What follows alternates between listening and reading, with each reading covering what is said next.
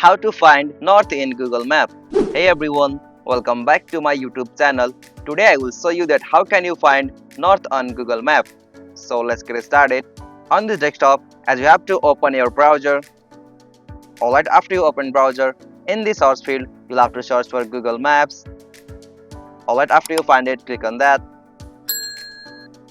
Alright, after you are in the Google Map, you'll got such interface. So to find the north on the browser from your desktop, it is automatically always at the top in the default desktop. So you can as usual find the north direction at the top of your desktop. So you can as usual find the north. As you can also search for the source field for north here, and after you search it, you can easily know that the all north location will be available at the top of your desktops.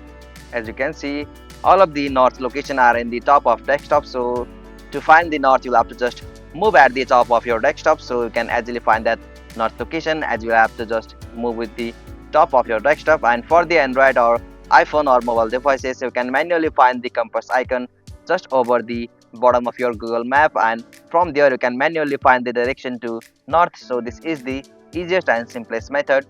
Hope you found this video helpful to you, and please don't forget to give a like and subscribe to our YouTube channel for more quick and short tutorial like this. Thank you for watching this video. Have a nice day.